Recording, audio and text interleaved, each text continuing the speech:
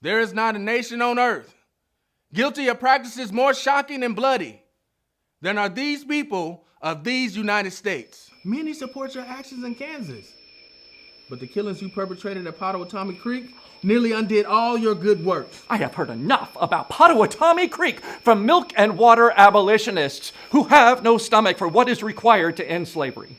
You dragged 5 pro-slavery men from their cabins and hacked them to death with broadswords in the middle of the night. As God is my judge, we shed no innocent blood. Harpers Ferry will not surrender without a fight. Lives will be lost. Is there no innocent blood in all of Harpers Ferry? I have instructed my men to only fire in self-defense, or if necessary, to free slaves. How many men do you have now? A handful, but more will join us soon. There are more casualties in this war, casualties that are of more concern to me. 4 million casualties whose hearts and souls are murdered every day, and no one lifts a hand. Are the great principles of political freedom and national justice embodied in that Declaration of Independence extended to us? But such is not the case.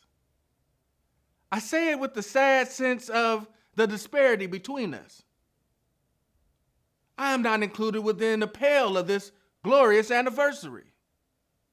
This 4th of July is yours, not mine.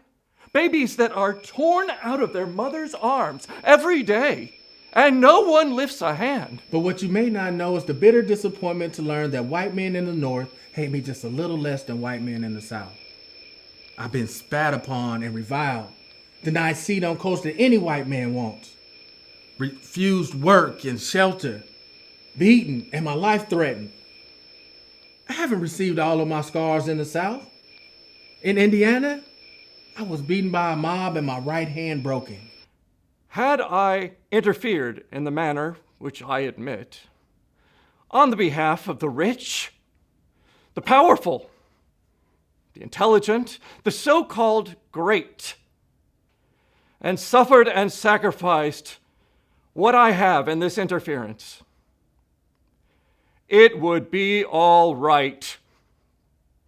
Every man in this court would deem it an act worthy of reward rather than punishment. I see nowhere a kind hand offered to the friendless slave. I cannot refuse to act. If the shedding of my blood lets slaves know that there are white men who love them, I will not have died in vain.